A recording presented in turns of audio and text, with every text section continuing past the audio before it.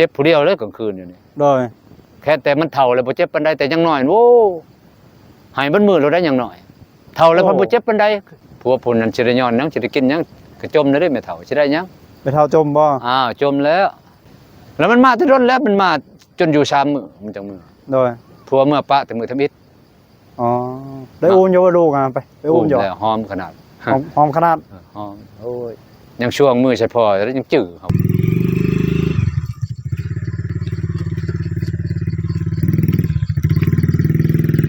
เล้งมันคือยังมอดวะอ๊บเล้งค่อยๆเดี๋ยวจะยกขึ้นยกน้ำทางหน้าโอ้มันคุ้มเนาะต่อเล้งค่อยๆเดี๋ยวพักก่อน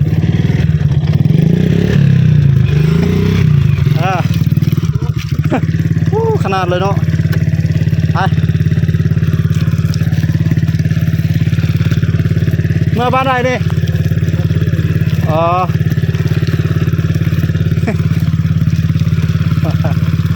โอเคแล้วบ่ได้มาแล้วใช่ละมาแล้วใช่มาในตลาดบ่จะไปตลาดแล้วเจอเพิ่นนี้บ่แม่นน้องเจ้าติหลานโดยโตเส้นทางเอาสิเข้าได้อยู่บ่รถเบาลัดเด้ลึกพี่น้อง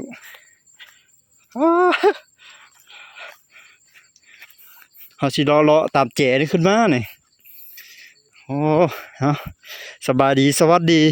พี่น้องตอนนี้เบาลัดกำลังเราจะเข้าไปหาพอตู้ปืนแก๊ปดีแล้วเส้นทางเข้าหมู่บ้านพอตู้ปืนแก๊ปโอ้มันบอนนี้เราบืนเลย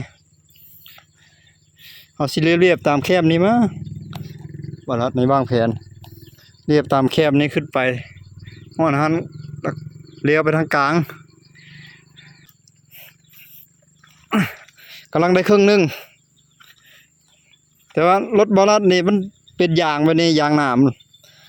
มันก็สิบปันใดดอกรถบ้าวันนั้นเมื่อกี้นี้เรายางรอดเลยยางบ่มีน้ำบ่มีดอกบ่มีห้อยยางรถเรามันก็เลยฟรีง่ายอยู่วันนี้รถอันนั้นได้รถบรรทุกได้ติดนี่ตั้งแต่ทรงฝนลิ้นอาทิตย์ก่อนรถ6 ล้อเพิ่นแก่ปูนว่าสิไปเฮ็ดเรียกอยู่จุดสุ่มเจียงตู้บ่ล่ะเขาลัดไปทางนี้ไปทางพ้นให้มันไปบ่ได้แล้วเขาลัดมาทางนี้บัดนี้เท่ามีคนมาอีกแล้วท้องหน้าโอ้ขี้ตมขี้โคตรไหลมาทับเข่าอยู่นาตัวนี้ก็จุดที่อันนั้นหมดเลยจุดที่ถมหมดปุ๊สายน้ำห้วยเฮ็ด8เบิด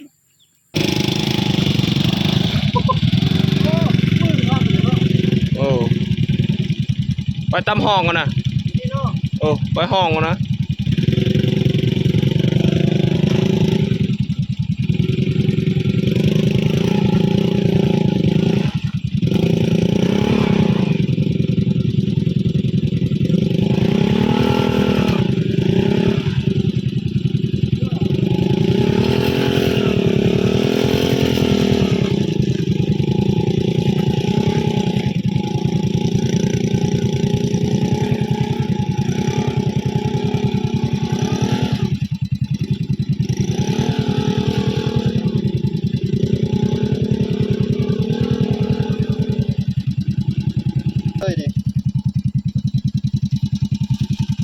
ขอบใจมาถ่ายคลิปแล้วบ่แม่นมาสัมภาษณ์เราสัมภาษณ์ตลอดบ่แม่นได้ยังนะหม้อไฟเอาลองเบิ่งมาเขาชื่อให้กันเนาะ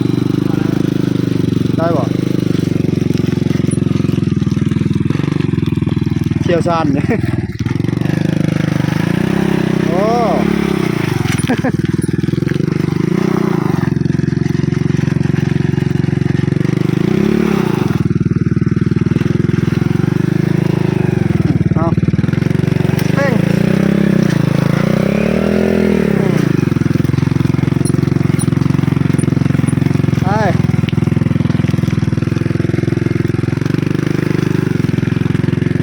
าได้บ่ทันนะนี่จะมาเบิ่งนี่เบิ่งขวานี่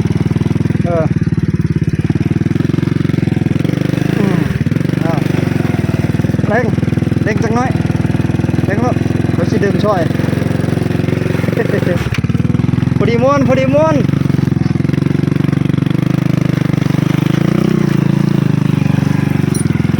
มีดอกน้ำได้ดอกยาง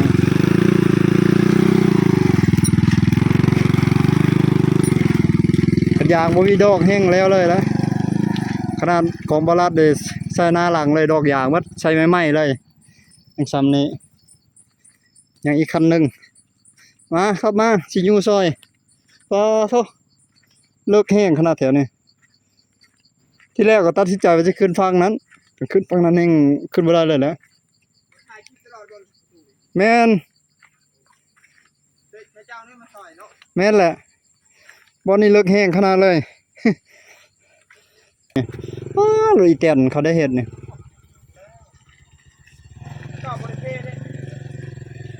มันอะดินทมไหมนะดินบุกเบิกไหม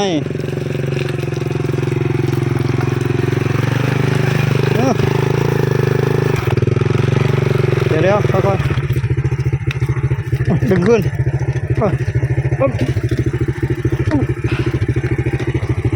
ไอ้เล็กไว้มาเนี่ยโอ้ดอกยางจากเฮียนแล้วไปรถเร่ง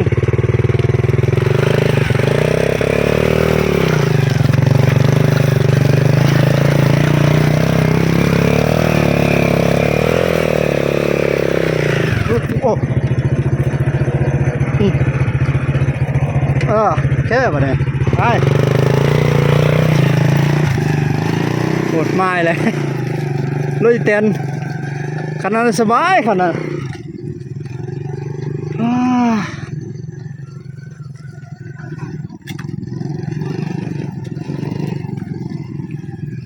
เบิ่งรถเต้นรถซิ่งสบาย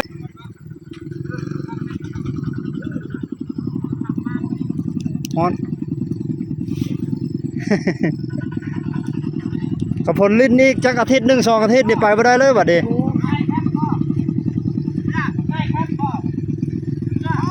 ฮอนฝนหยุดมื้อนี้ฝนหยุดตกแล้วบัดนี้มีแต่วังเสาร์นี่ฝอยน้อยนึงฝนโปรยปลายน้อยนึงมาแต่นาโทษพุ่นนี่ปลาโทสบายเด้อรถดีรถซิ่งของแท้อยู่แล้วไปตลาดป่ะเมื่อบ้านแล้วโอ้เมื่อบ้านเลยโทพอดีม้วนขับรถซิ่งเลยเบิ่งรถซิ่งไป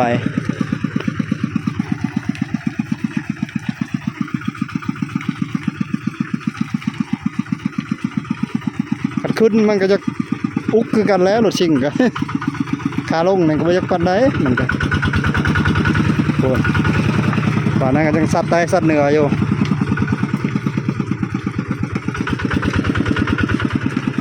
ดอกยางเก่าๆแห้งแล้วแหละโอ้บ่นี่ตัวรอนะครับชมบ่ยังหมุนเร่งเครื่อง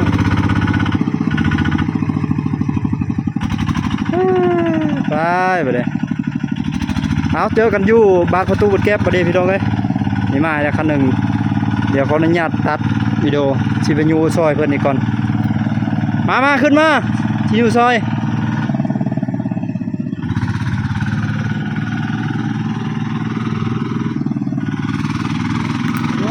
รถชิง ขึ้นได้ยังบ่บาทเลยรถชิงจะขึ้นคอยตอนใดบ่ได้ดอเนาะโปรวิวข้างใน4x4ข้างในแคมพูดเลยมาทำยูซอยโอ้ดึกขึ้นมันตกเอานี่ก็ได้เร่งเลยยกทางหน้านำจะยกขึ้นทางหน้าทางเร่งทางยก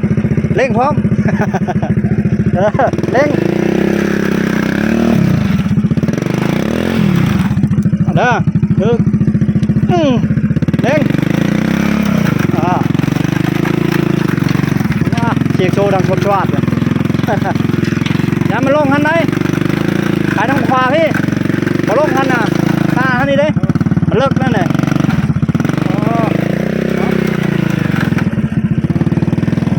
ยกโ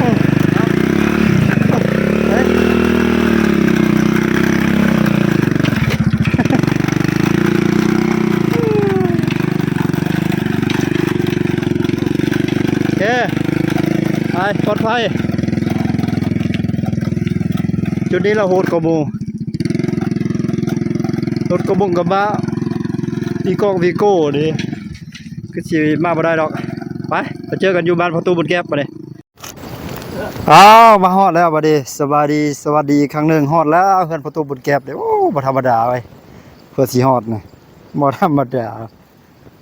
จะมันมีเวียกมีงานจะเป็นในพอแห้งแล้วเฮ็ดหยังกงเงยอยู่ว่ะโอ้ควันกุมๆอยู่บาดดีประตูบาดดีเฮ็ดหยังนี่ดับไฟว่าสิเก็บสิอุ่นข้าวอุ่นน้ำแล้วนี่ต้นแรง โอ้อุ่นข้าวเย็นข้าวหยังมันต้องอุ่นให้มันร้อนมันจะกินน่ะโดยบ่มีของกินของอยู่โดยใช้ก็บ่ได้นี่หากระเช้ามื้อนี้บ่ได้ไปทางใดเลยเนาะหากระเช้ามื้อนี้ฝนกันไปบ่ได้ได้เนี่ยอยู่เนี่ยกินมาฝากสาธุขอบคุณขอบใจละลายน้ำดูลาบมาพี่ง้อเผาได้นี่เจ้าก้อยง้อเผาเด้อเจ็บจะได้ใครจะมีโดยกับตำอันยังอันนี้กับอันน่ะตำมีอันยังแล้วตัวนี้นั่นอันยังนะเสื้อยืดกะหานให้พ่ออีกเสื้อยืดตราหานของมือหนึงนะนี่ให้พ่อบ่ทันได้ผ่านการใช้งานแล้วนี่สาธุอยู่ดีของแท้เจ็บจะได้ใครจะมีเด้อเลยบ่ได้พึ่งพาใช้เอาถือไม้จังได้ยินเสียงอ้าวอย่างนี้เสียงพอมันนี่ฮะก็มาตั้งแต่ทางไห้ทางชวนทางต้นไม้วิกนี่มันโดยทายเครื่องก็บ่ได้เดี๋ยวจังก็ลุกไปอาบน้ำแล้วนี่โอ้ท่านได้อาบน้ำบ่นี่ยังแล้วโอ้พ่อมาสิไปแล้วมันลูกมาแล้วก็โดยอันก่อนคันชายอีกน้อยนึงอยู่ท่าน้ำพุ่นแล้วนี่โดยโอ้ทางป้าวิกซอยไผซอยลุงเก่าซอยเมียซอยอ้ายชาวอ้อยโอ้ผู้เพิ่นปะโดยทางนี่เราก็เฮ็ดช่วยเขาเฮ็ดเอาบุญโดยเฮ็ดเอาบุญเนาะบางเทื่อ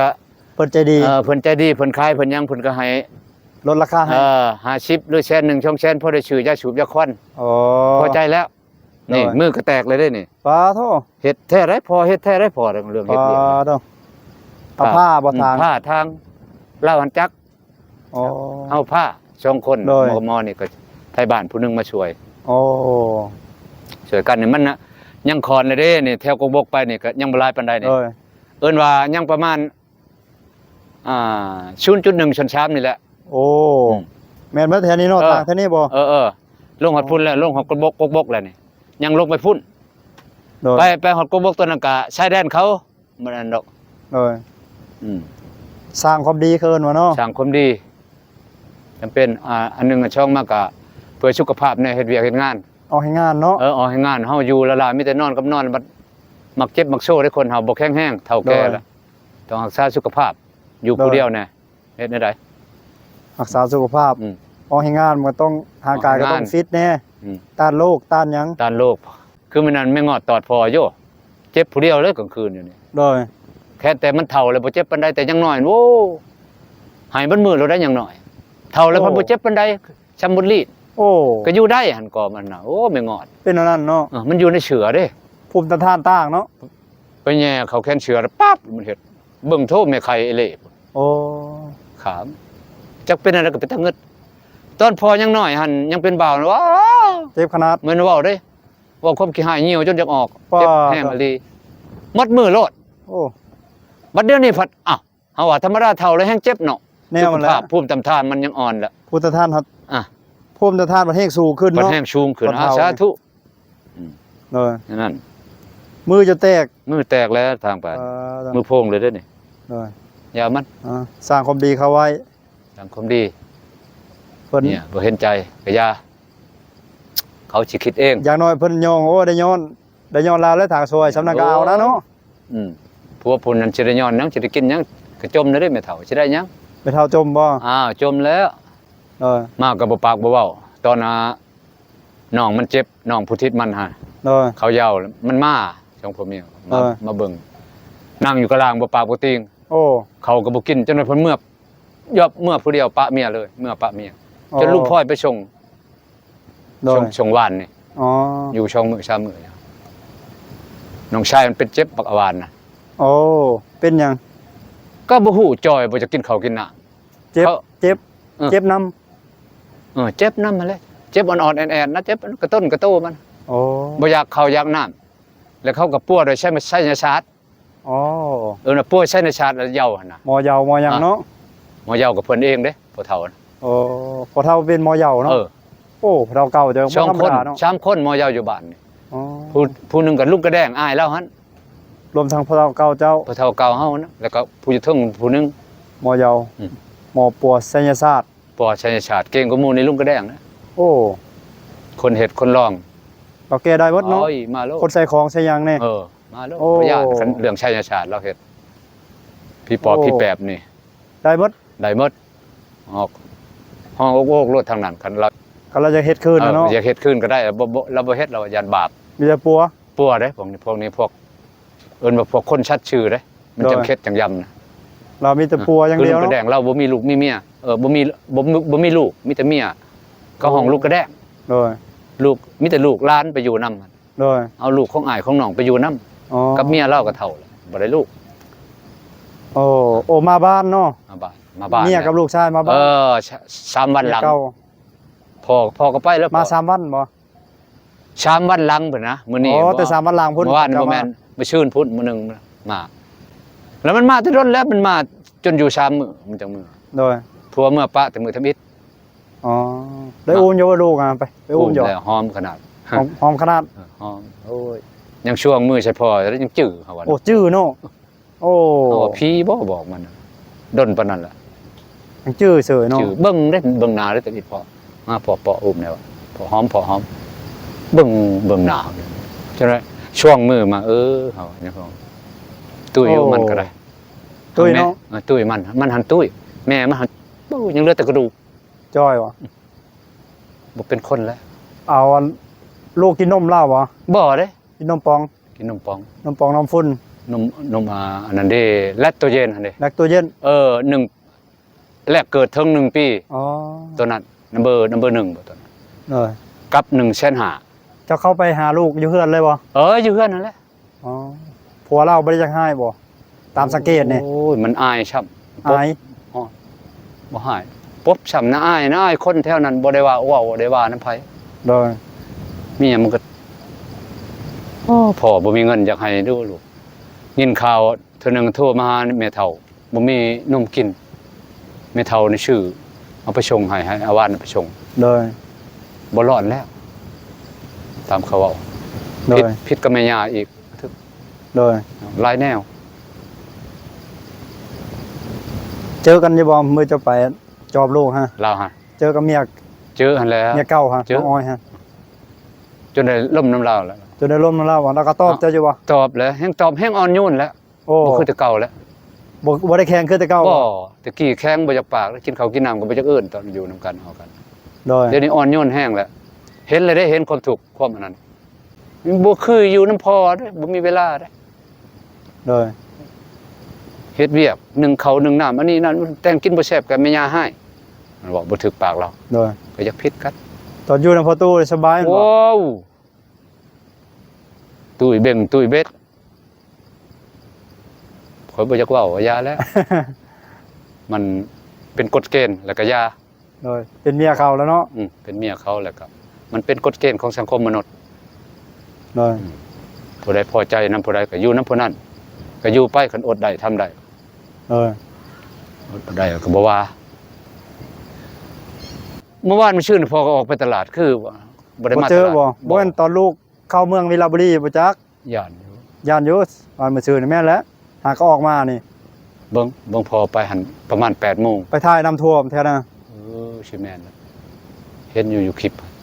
โอ้ทางเข้ามาเมื่อกี้ก็ป้อบ่ธรรมดาโหดขนาด บ่แม่นฝนบ่ได้ตกกันยังอันนี้เขาว่าโอ้น่านแห้งขนาดทางอันนี้ โดยตอนฝนตกบ่มันมานักแฮงกัน 2-3 มื้อหลังนี่ฝนตกตกแต่ตกว่าเนาะ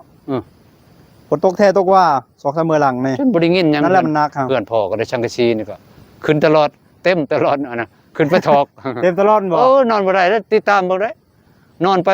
ประมาณ 2-3 ชั่วโมงเอาไปใช้ยังเบิ่งแต่ละอันน่ะมันจากเต็มขึ้นไปถอกมันเต็มมันลงมาใส่หัวได้บ่ได้ว่ะ มันลงใส่หัวเทื่อหนึงแล้วตัวเยอะนี่บ่ทันขึ้นไปจอดมันนี่ มันหัวอีกทางนั้น โอ้ แต่ก็บ่ได้หัวบ่นอนหั่นหัวอีกแล้วเดี๋ยวนี้เอากระป๋องใส่ คือเป็นอันนั้นเนาะมันเปลี่ยนบนหัวเรื่อย ไว้ เป็นตะเงิดเฮาว่านี่ ๆตอนนั้น ขึ้นไปก็ขึ้น ย อันนั้นล่ะเอาหยังกายก็นี่ติ้งน้อยอันนึงก็อันนี้ชังกะชีนี่มันอ่อนแห้งช้ำเดียวก็ไปชัง เลย อันแล้วพอบ่จะขึ้นไปถึงอ่ะจอแต่ช่องคือนี่ช่องชับคือตัวนี้ลงมาเนี่ยขึ้นถึงลบบ่ได้อย่ามันรู้ อ๋อเหยียบบ่ถึงมองแล้วลบลงพอแห้งแล้วฮอดพื้นดินนะ เบิ่งมันเช่าพ้นเช่าหยังข้างในก่อนสิหาให้ลุงแล้วขึ้น เลย ให้ลุงพลอย ลุงพ่อยเหรอ ให้เราคอยขึ้นให้เราเอาไม้แป้นกายเหยียบไม้แป้นนั่นเด้ เนาะ บ่ให้มันรู้คันเอาตีนเหยียบมันรู้นะ เลย มันอ่อนเอาไม้แป้นเฮาเหยียบไม้แป้นขึ้นได้ พอขึ้นบ่ได้มันชูงน่ะ ไปซ่อมแซมมันเนาะ แถวนี้แถวอาคาคือตัวนี้อาคาชิโยตัวนี้ลงมานี่ได้ มันตอกบ่ชื่อนั่นนี่บางเทื่อไปนั่นนี่กุ๊บมันผัดเงียงผัดตอกลงแห้งๆมันประจำจังกะชีรูปลงมันชุ่มเขา เลยสลายแล้วสังกะสีลบลงหั่นละ เออ มันยังหัวน่ะ ยามันเอามันก่อน ก็อยากตอกยากแน่ไหม อืม ไม้ ไม่ก้ม ไม้กลม ไม่ก้มบางเทื่อมันผัดโกงลงเนาะบางเทื่อผัดนู่นขึ้นบางเทื่อผัดคดไปทางข้างทางหยัง เออ จะมาตอกชื่อไปบัดดาดน้อยเดียวก็มีบางบ่อนนั่น เลย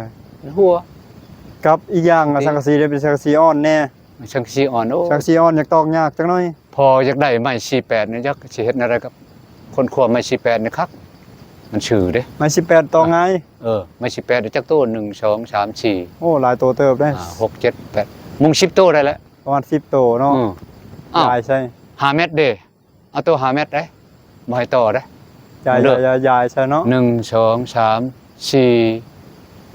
5 6 7 8 9 10โตซะเผื่อ เป็น10ตัวเนาะ โอ้คันใดตัวนั้นแหละบ่หัวแล้วได้ช่างกะชีใหม่อีกมาเฮ็ดนี่คักๆนี่เบ่นอนสบาย สังกะสีนี่ก็ต้องซื้อไม้เด้อคันได้ฮือเนาะ แนวมาแล้วหือได้ทิมเลยแล้วช่างกะชีนี่ ตอนนั้นหมด2ล้านบ่ 2ล้านช่างกะชีนี่แต่ดน โอ้ แล้ว เดี๋ยวนี้ก็สิประมาณ4ล้านประมาณนั้นแหละ บ่คันมีเงินแท้นะเอาตัวแข็งๆตัวเขาน่ะตัวเหยียบได้ โอ้ตัวนั้นคัก แม่น แล้วรุ่นแข่งฮะ ชุดเลยเล็งเลยชุดเล็ง สังกะสีห้องใหญ่อะ ช่างเขาตัดเลยนี่จักแมตรสมมุติว่า ตัดไปเลย อ่า สังกะสีรองใหญ่อะคักแล้วสุดยอดแล้ว แผ่น ตัวนั้น น่ะประมาณ10แผ่นไปเบิ่งละหานี่ โอ้กว่าเนาะเบิ่งละฮะ กลัวแล้วบ่กลัวได้หามื้อ เบิ่งละ7-8แพทย์บ่ได้นับเบิ่งหั่น สิแม่นเฮา1นี่ 1 2 3 4 5โอ้ยเบิ่งละ10พุ่นแหล้ว บ่ฮอดทำเบิ่งละ8ก็ได้แล้ว 10หรือ8เนาะ เพราะว่าเราเอาออกมาผิดมันก็ลายเลยดิเฮาก็ยุดเขาก็ได้ เขาประมาณนี้ก็ได้สิเป็นหยัง สองข้างนี่ก็ประมาณ16แผ่น 8ไป10ปลายแผ่น 16แผ่นสองข้าง ตัดชุดโอ้นอนสบายเลยบัดนี้ นอนรับพันดี ไม้48ก็ไม้48นี่ก็10โตเนาะ อันทั้งคางนี่ 2 ทั้งคาง 4 ทั้งคางนี่บ่เป็นห่วงพ้นบ่ล่มบ่ได้มันก็บ่เขา เออ นี่มันนี่ 2 พา 3 ไล่ช่องนี่ 6 7 8 8 โอ้ โต ยังคนขัวหลายแนวอยู่หั่นเว้ย 8โต เจ้าเบิ่งนี่มันก็เช่ไปเลยเช่แห้งแล้วนี่ มันจะลงทางนั้นเลยโตะเช้านั้นแห้งกระเต็ก เลย ตะกี้มันก็ชื่อมาพี่นี่มันจักหน่อยมันแดดพอ เช่ จะ หน่อยนึง มันจะเช่ลงไปทางคอยพุ่น เช่พุ่น นั่นแหละเช่ เบิ่ง พุ่น เบิ่งจะเบิ่งเช้าก็ฮู้นี่จักหน่อยพ้นเช้าตกพอจะไปหาตัดใหม่มาค้ำญาติมันน่ะจัก 2-3 อันมาทางนั้นไม้ก้ม5เมตร ไปเบิ่งข้างนั้นจังหัวเช่คักเขาไปเบิ่งข้างมันนั้นแนมมา ค้ำทั้งนี้ไว้ค้ำนี่ชามโตแค่ในอุ่นใจบัดลมเอามันพาแบบนี้บ่ย่านบ่มีแต่หัว แบบมันสิลมไปทาง ลมทางนี้หยั ทาง ง ว่า คอยเลย พอสิตัดไม้5เมตรนี่ค้ำนี่มันค้ำนั่นแค่แน่ไว้มันอุ่นใจนอนเวลาเฮานอนรับลมแห้งมันลงกับบาดใต้ได้เลย แม่นแหละ คันว่าเฮาหูเมื่อแค่แน่เฮาปบ รถจักรผู้ใดน่ะจอด รู้จักเพิ่นนะมอนนมันลงอาบน้ำ อ๋อ มันมาทางอันนี้ช่วยนะทางป่าไม้วิกช่วยนี่ ซอยหลวงพ่อย ช่วยหลวงพ่อคนในบ้านนี่แหละหมู่แล้ว อ๋อ มันก็เท่าไรได้จักปีแล้วนะ ได้เลย2 ปี 2 ปีแล้วบ่ ปีปลาย2 ปีนี่มันจากโดกไม่โอ้ วันนี้ปลอดภัยเนาะวันนี้เนาะ ป ฝ ลอด น ภัยอันนั้นจัง มีแต่ฟอยล์ที่ซื้อฟอยล์มื้อเช้านี่น้อยนึง พักพอใช้พักหลายๆได้พักมาพักนั้นมายอดบัก อ๋อ เบ็ดบักยังใส่นี่พักบวบเบียบหาเก็บ พักนางตู้ใส่ นางตู้ระเบิดนางตู้ก็ใส่เป็นกำพุ่นแหละ โอ้หอมคักเลย เบิดนางตู้ หอมคักแล้ว ทางนั้นเพิ่นเห็นบ่พอในมันหวานพอหวานชะมันออกเองพี่ออกเองเด้หวานไปถึงอ้อมเฮือนนี่บ่ได้ปลูกออกเองเลยเด้ มื้อนี้ก็จัดลาบงอเผาก้อยงอเผาแล้วบัดนี้ โอ้ยสาธุมีของกินแล้วซั่น ก็ไปซื้ออยู่ห้านลาบดังของเมืองสิโปนแล้วนั่นเด้ห้านเฮ็ดแซ่บได้ห้านนี่ได้ โอ้ยสิกุมฮอดมื้ออื่นพุ่นแหละ เออ บ่มาตรงมื้อนี้อุ่นไว้ เขาขายชุดละ60,000กีบ 60บ่ ประมาณ8-90 บาทไทยก็พอกินอยู่ได้ค่อยไปกินตลอดเลยพออยู่ห้านนั่นได้แซ่บได้เราเฮ็ด พ่อก็รอดตลาดหันดน ห้านว่ากันเด้มันใกล้บ้านอันนั้นเด้ใกล้โฮครัวเสียบเฮียงเด้ ทั้งพุ่นบ่ละบาไปทางเวียด ไปทางเวียดหั่น ฮู้จักฮู้ ห้านคนลาวน่ะ ฮู้ฮู้ แซ่บได้เราเฮ็ดได้ห้านน่ะห้านสาวบ่ฮู้จักสาวหยังชื่อเราคักไหม ผู้แชบก็แชบได้เฮ็ดกินผู้บ่แชบก็บ่แชบ แม่นแหละ คือเจ้าหั่นแหละ โอ้เราเฮ็ดคักคมคักก้อยคมคักก้อยงัวเผาลาบงัวเผาอย่าเพิ่นงวมเพิ่นเอาอยู่ผู้เดียว แนวนั้น ใครแน่มื้อนี้ได้ลุงมาทางปอกแป๊กๆแต่นี้เนาะ ทาง เฮ็ดซอยเพิ่น ลูกมา เออ ลูกมาก็อันนั้นเฮ็ดเตียงนี่ก็เล่าเฮ็ดให้ เอ นี่ อ ใช่บ่ฉันพอเอาเตียงพอมาแต่ของล่างเพิ่นบ่ได้ เออ บ่ เอา มีบ่นั่งแล้ว วิดีโอนี้ไว้ซำนี้เนาะสบายดี สาธุสบายดี FC ทั้งหลาย โดย พอมีหยังก็ช่วยพอหน่อยเด้อ FC เอ้ยมีหยัง โอ้ยจนแห้ง โด อยาก ยโดย อยากได้ที่อยู่เดี๋ยวนี้อยากได้บ่อนใต้ใช่ โดย ใต้ใช่เฮือนหมู่บ่ได้แล้วบ่ได้เกิดนะ ตอนนี้ยังเป็นเฮือนเขาอยู่เด้อตัวนี้เนาะ ตอนนี้ยังเป็นเฮือนเขาอยู่ เป็นเฮือนเขาอยู่ตัวนี้ เป็นดินเขาเขามีเงิน F2 FC เพิ่นสงสารนายโยก็ชื่อเอาเลยแล้วนี่ โดย ประมาณ10ปลายล้านนี่ต่อได้อยู่แต่เพิ่นเว้า30ล้านเฮาให้10ปลายล้านก็แล้วนะคนเฮากินน้ำเฮาก็บ่แม่นง่ายเหือแห้งเฮา เนาะ แนวนั้นแหละอ้าวนี่เท่าๆขอน้ำเจ้าสมมุติ15ล้านนี่เธอขออยู่ขอเช่าน้ำเจ้า บางเทื่อได้เนาะ อยากได้เฮือนเป็นมาตรฐานเฮือนเฮาดินเฮาหั่นนะสมมุติ โดย ไปนี่นะตายก็ตายอยู่นี่สมมุติมันก็ได้เกิดแน่คนเฮา แม่น บ่ได้ก็ห่วยบ่ได้เฮ้ยจนนำเฒ่า